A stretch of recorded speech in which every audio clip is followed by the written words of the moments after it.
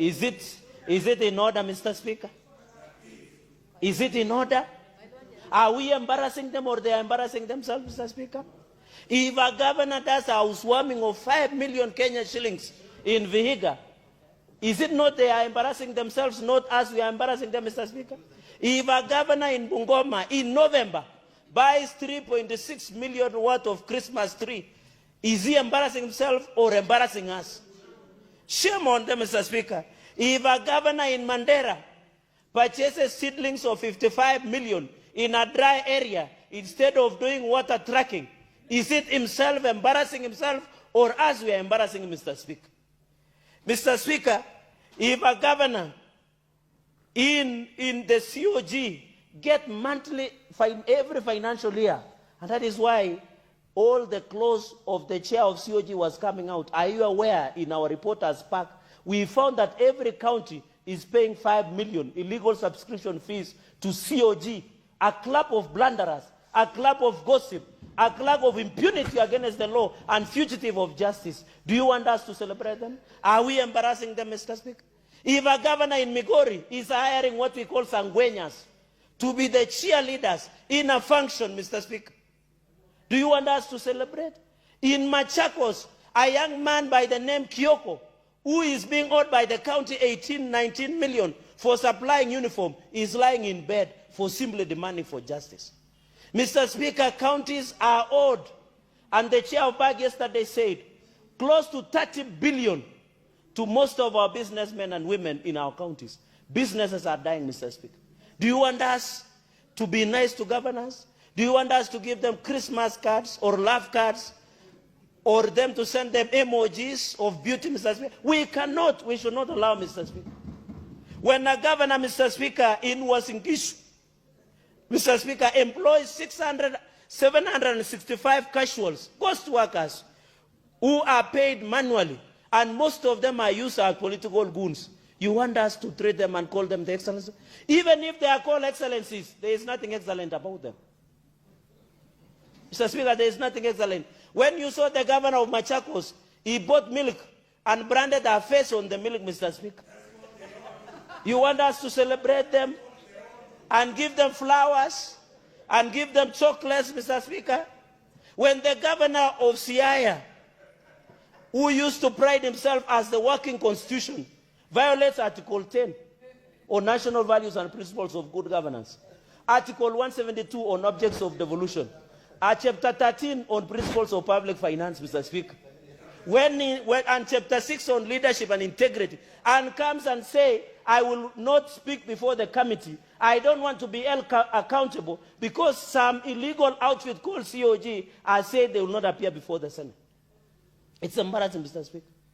And when you go to such counties, for example, in Wasingishu, Mr. Speaker, just quickly, they put 10 parcels of land worth 129,150,000 Kenya shillings without verification. A direct, outright rip-off of the money in Wasingishu, Mr. Speaker. Not Kitui. Kitui, they are stealing sand. How do you steal things that God gives? The curses that will strike some of these governors are still doing press-ups in heaven, Mr. Speaker. Because what they are doing is very unfortunate, Mr. Speaker. Mr. Speaker, county like Nandi is not a going concern. My governor decided to allocate himself 484 million for office operations. Most of those are Christian as operations, but they are used for personal escapades, chai and mandas, Mr. Speaker, and buying gazettes. Mr. Speaker, they go to Masai Mara, and I have information. While they are allocating 60 million for bursary, what are you telling us, Mr. Speaker? Mr. Speaker, we must call it, and I hope the country is watching. I hope EACC, the ODPP, Mr. Speaker. I think, Mr. Speaker, even, for example, I visited Chepterwai on 28 February. That project worth 41.5 million is stalled in Chepterwai in Masab sub-county, Mr. Speaker. Mr. Speaker, my governor decided to leave official vehicles and use car hire services of 41 million in that financial year. Why? Because the vehicles from county are marked. He wanted a car hire for personal escapades to go to 411 or some of the clubs in Eldoret and Kisumu And I'm told if you are a girl and you are dating some of these governors, you will live large like you have never done.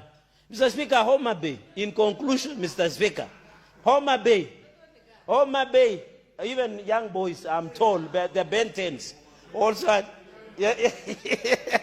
even Homa Bay, Mr. Speaker, they were to construct a county headquarters worth 500 million.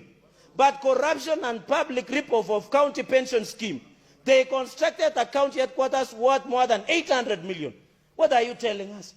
While I celebrate Mama Gladys Wanga for being a good supporter of broad-based, that is not justification to steal from the public. They can never hide. And I know where they are going to hide, Mr. Speaker. Even Abdul Samad, Mr. Speaker.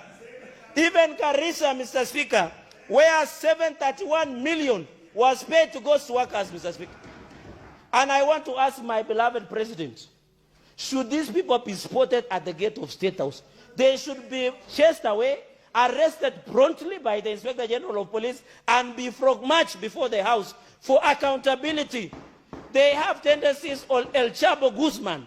You remember the story of El Chapo Guzman, Mr. Speaker? He ran away, but it was finally caught up, Mr. Speaker. I want to say, as protectors of devolution, Mr. Speaker, that we must agree as a country. Look at Elgeyo Marakwet County. They purchased semen worth 273 million bioassets. Why would you purchase semen that is free available when the cow and the bull is on it? Why are you buying semen, Mr. Speaker? 273 million, Mr. Speaker, that the governor purchased. And when I heard the projects are stalled, Mr. Speaker, this must be brought, Mr. Speaker, before the House so that we can be held accountable. Of course, the Wajir is no longer a going concern. If there is a chair of COG that is the worst since the beginning of the revolution, is the governor of Wajir, Hamed Abdullahi. Hamed Abdullahi. Mr. Speaker, I met him, and I want to confess, I asked him a question, and it is of tremendous respect. I asked him, it is not halal to eat pork, but is it halal to steal from the public? He did not answer me. He said he's in broad-based. Mr. Speaker, we must call these thieves for who they are. Whether they are in one term or two term, they are thieves. It will never change, Mr. Speaker. And we must prosecute them, Mr. Speaker.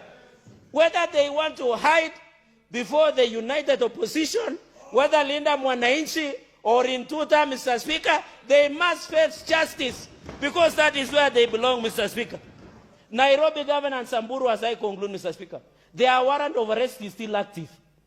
I want to appeal to Inspector General of Police. Mr. Speaker, he is a fairly old man. His age is an age where he doesn't want curses. I want to ask him, we have a parliamentary police cell here. Can he submit as we go for Easter, the two governors? We deal with them on Tuesday at 8 a.m. But because Waziri wa Sheria Sifuna will not wake up early, we do it at 11.